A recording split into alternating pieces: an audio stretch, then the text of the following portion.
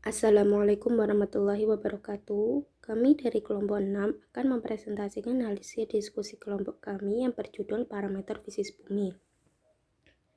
Dengan beranggotakan Jian Hermawan, Farihatul Laili, dan Lukman Arif Mu'anaf. Materi yang akan kita bahas pada kali ini yaitu yang pertama parameter fisis bumi, yang kedua eksplorasi data, dan yang ketiga adalah interpretasi data. Materi yang pertama yaitu parameter fisis bumi.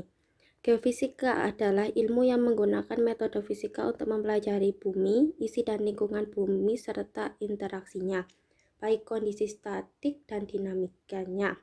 Salah satu metode fisika yang dipakai geofisika sebagai dasar untuk mempelajari struktur bawah permukaan bumi dan penerapannya, besaran fisisnya yang diukur, dan sumber penyebab anomalinya.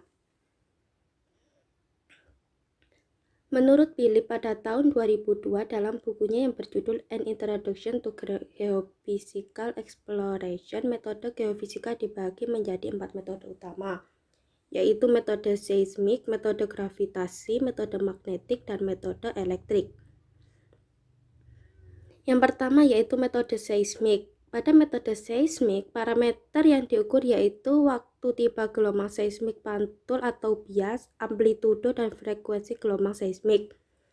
Atau bisa disebut juga dengan waktu tempuh gelombang seismik, dengan sifat fisika yang terlibat yaitu densitas dan modulus elastitas yang menentukan kecepatan rambat gelombang seismik. Yang kedua, metode gravitasi. Pada metode gravitasi, parameter yang diukur yaitu variasi harga percepatan gravitasi bumi pada posisi yang berbeda, atau bisa disebut juga dengan perbedaan medan gravitasi. Pada metode gravitasi, sifat fisika yang terlibat yaitu densitas. Dan yang ketiga yaitu metode magnetik. Pada metode magnetik, parameter yang diukur yaitu variasi harga intensitas medan magnetik pada posisi yang berbeda, atau bisa disebut juga dengan perbedaan nilai medan magnet. Pada metode magnetik, sifat fisika yang terlibat yaitu suseptibilitas atau remanen magnetik. Yang terakhir yaitu metode elektrik. Pada metode elektrik ini sendiri dibagi menjadi beberapa metode, yaitu yang pertama metode resistivitas. Pada metode resistivitas, parameter yang diukur yaitu harga resistansi dari bumi dengan sifat fisika yang terlibat yaitu konduksivitas listrik. Yang kedua, metode induksi polarisasi. Pada metode induksi polarisasi, parameter yang diukur yaitu tegangan polarisasi atau resistivitas batuan sebagai fungsi dari frekuensi. Pada metode induksi polarisasi, sifat fisika yang terlibat yaitu kapasitas listrik. Yang ketiga yaitu metode potensial diri dengan parameter yang diukur potensial listrik dan sifat fisikanya konduktivitas listrik. Yang keempat yaitu metode elektromagnetik. Pada metode elektromagnetik, parameter yang diukur yaitu respon terhadap radiasi elektromagnetik dengan sifat fisika yang terlibat yaitu konduktivitas atau induktansi listrik. Dan yang terakhir yaitu metode radar. Pada metode radar, parameter yang diukur yaitu waktu tiba perambatan gelombang radar dengan sifat fisika yaitu konstanta dielektrik. Metode geofisika dipergunakan sesuai dengan tujuan dari survei geofisika itu sendiri. Masing-masing metode geofisika memiliki sensitivitas yang berbeda terhadap parameter fisika yang diukur.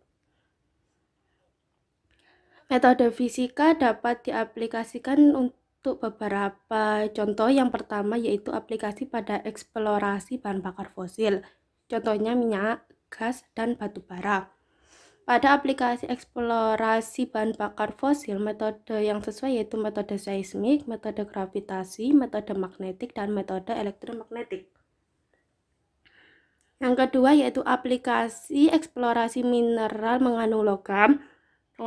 Untuk aplikasi eksplorasi mineral mengandung logam, metode yang sesuai yaitu metode magnetik, metode elektromagnetik, metode resistivitas, metode potensial diri, metode induksi polarisasi, dan metode radiometrik. Yang ketiga yaitu metode eksplorasi deposit mineral dalam jumlah besar, contohnya yaitu batu pasir. Pada metode eksplorasi deposit mineral dalam jumlah besar, metode yang sesuai yaitu metode seismik, metode resistivitas, dan metode gravitasi. Yang selanjutnya yaitu metode aplikasi pada eksplorasi air tanah.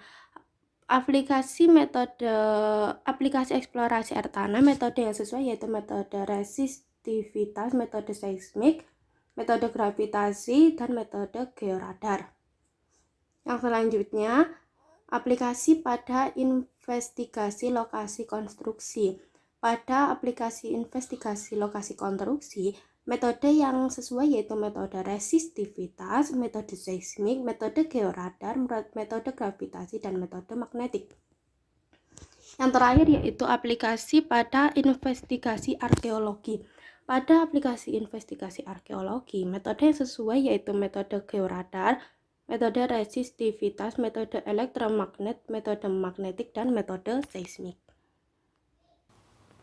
Selanjutnya ada eksplorasi geofisika. Salah satu metode fisika untuk mempelajari struktur bawah permukaan bumi dan penerapannya, besaran fisiknya yang diukur dan sumber penyebab anomalinya. Yang dimaksud dengan struktur bawah permukaan bumi meliputi sistem perlapisan bumi sampai dengan kedalaman kurang dari 10 km yang banyak mengandung sumber daya alam seperti minyak dan gas bumi, bahan-bahan tambang baik yang dangkal maupun yang dalam. Sedangkan struktur bumi dengan kedalaman lebih dari 10 km atau bahkan sampai dengan inti bumi yang panas dan dinamis merupakan penyebab gerakan-gerakan kulit bumi. Tujuan utama dari kegiatan eksplorasi geofisika adalah untuk membuat model permukaan bumi dengan mengandalkan data lapangan yang diukur bisa pada permukaan atau di dalam bumi dengan ketinggian dan kedalaman tertentu. Dalam mengeksplorasi geofisika, mempunyai tahapan-tahapan sistematik yang harus dilalui, meliputi akuisisi data. Pengumpulan data adalah pengukuran besaran-besaran fisika di lapangan yang jenis, akurasi, dan keluarannya sesuai dengan rancangan sasaran dan spesifikasi pemula. Data tersebut diukur pada titik ukur yang posisinya harus ditentukan juga dengan akurat dengan menggunakan alat ukur posisi yang presisi, dengan menggunakan GPS. Yang kedua, reduksi data. Seringkali data mentah disediakan oleh instrumen tidak berguna secara langsung. Mengubah bacaan menjadi bentuk yang lebih berguna disebut reduksi data. Kehadiran target sering diungkap sebagai anomali. Anomali hanyalah bagian dari profil atau peta kontur yang berada di atas atau di bawah rata-rata sekitar. Yang ketiga, sinyal dan noise. Noise hanya variasi atau fluktuasi yang tidak diinginkan dalam file. Kontras dengan file yang diinginkan, yakni sinyal. Noise terjadi karena adanya gerakan tanah yang terdeteksi, seperti adanya lalu lintas yang lewat dan mengguncang tanah. Dalam survei magnetik, noise mungkin terjadi karena ada benda yang terkubur di dalam tanah, sehingga mengaburkan sinyal. Yang keempat, ada pengolahan. Pengolahan data yaitu koreksi data dari pengaruh gangguan atau noise yang terjadi selama proses pengukuran. Memperkuat sinyal to noise ratio, penampilan data dalam tabel, grafik, peta kontur, visualisasi 3 dimensi, dan proses lanjut yang sesuai dengan rancangan sasaran dan spesifikasi serta ilmu dan teknologi mutakhir pada saat itu. Yang terakhir, pemodelan. Dalam bahasa umum, model seringkali merupakan versi kecil dari hal yang nyata. Dalam penggunaan geofisika itu adalah tubuh atau struktur, dijelaskan oleh sifat fisik seperti kedalaman, ukuran, kepadatan, yang dapat menjelaskan data yang diukur. Yang selanjutnya adalah interpretasi data. Interpretasi data ini memerlukan informasi dari berbagai survei yang memiliki konteks geologi umum, seperti singkapan, lubang bor, dan survei geologi umum yang lain. Lalu, informasi atau data yang sudah dikumpulkan dapat memungkinkan untuk memilih mana model yang cocok untuk survei geofisika. Contoh dari survei eksplorasi geofisika ini adalah dengan menggunakan metode seismic downhole. Metode ini adalah salah satu metode geofisika yang memanfaatkan gelombang seismik langsung atau direct wave yang berupa gelombang P dan gelombang S untuk menentukan lapisan dan jenis material batuan penyusun lapisan bawah permukaan tanah. Tujuan dari metode ini adalah untuk mengetahui lapisan bawah permukaan serta struktur dan sifat material batuan pada tiap-tiap lapisan. Aplikasi downhole biasanya digunakan untuk kedalaman dangkal atau bidang geoteknik. Misalnya, untuk melihat kondisi tanah yang akan dibuat pondasi suatu konstruksi besar atau suatu pondasi bangunan.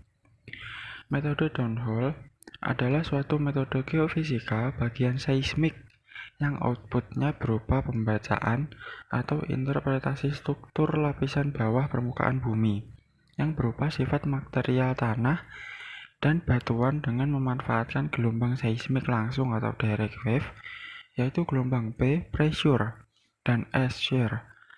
Kemudian dicari kecepatan gelombang dalam fungsi kedalaman. Sekian apa yang dapat kami sampaikan, semoga ilmu yang kami sampaikan bermanfaat. Wassalamualaikum warahmatullahi wabarakatuh.